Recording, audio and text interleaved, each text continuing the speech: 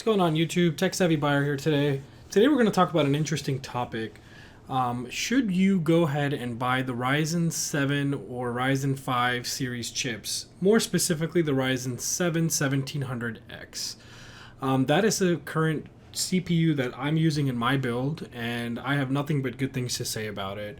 I don't experience any kind of delays or lags or bottlenecking when I'm gaming using this processor, and it actually works really well for video editing and other things that get more CPU intensive and take advantage of all the threads and cores that are available. So to that end, we're pretty much right around the corner from the launch of the Ryzen 2 or the Zen 2 series chips, which are slated to come out sometime in March. There isn't a confirmed release date yet that at least I'm aware of or that I've heard of yet. However, there is supposed to be a significant improvement over the speed of the current generation versus the next. Now, there are some websites that are claiming that there's about to be like a 70 to 80% increase, but I don't believe that, and I don't think you guys should either.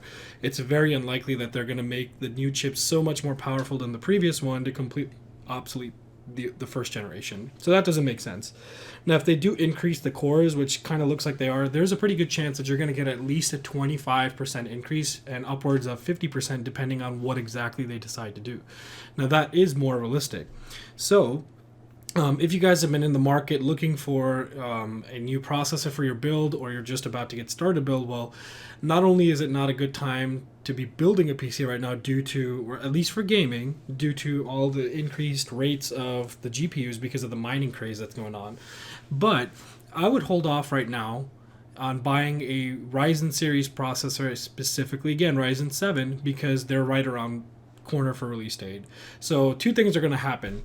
One, the price of the current gen is going to drop considerably. So if you hold out and you still want to get the original Series 1, you'll get it at a lot better price than what you're going to have to pay for it if you go out and do it today. The other is you also are going to have the opportunity to buy the newer one. So we'll actually have some benchmarks to compare the second generation with the first generation and see if it's worth maybe spending the extra cash for the launch to get the newer edition.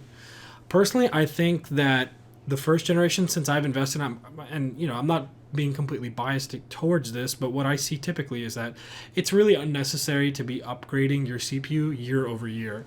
Most CPUs can be perfectly fine for your usage for at least a couple of years before they get laggy and it's time to go and do an upgrade. So to that being said, if you're in the market and if you've got your eye set on a Ryzen 7 1700X and you've been waiting all this time since it launched back in March of last year, then just hold out a little bit longer, because it's going to be a year old and you're going to get it at a lot cheaper price than if you're going to go out and buy it right now.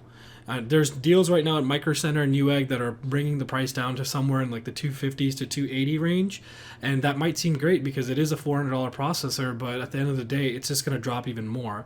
If I was to guess, or if I was a betting man, I'm assuming that all these retailers that are carrying a lot of stock of these processors are trying to dump and get rid of them as quick as possible to make room to get the new ones in when they launch.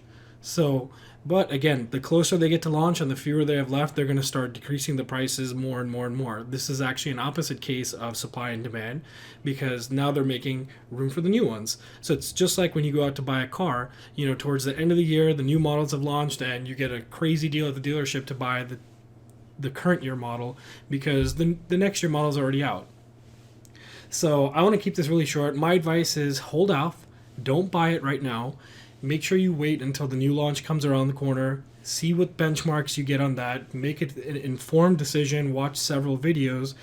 Look at the benchmarks. Make sure that everything in there, it makes the most logical sense and that you get the best price per performance. So definitely keep that into consideration, that you're getting your money's worth. That's pretty much all I have to say for this video today. I'm trying to keep these as short as possible so that you guys have the most knowledge at the quickest time possible. But thanks for tuning in, guys. As usual, please feel free to like and comment down below. And if you're new to my channel, go ahead and subscribe.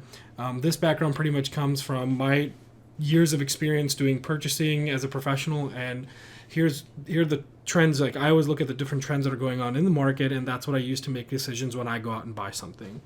So I hope this helps you guys. If it does, again, leave a like and drop a comment below, and I will see you guys on my next video. Peace out, folks.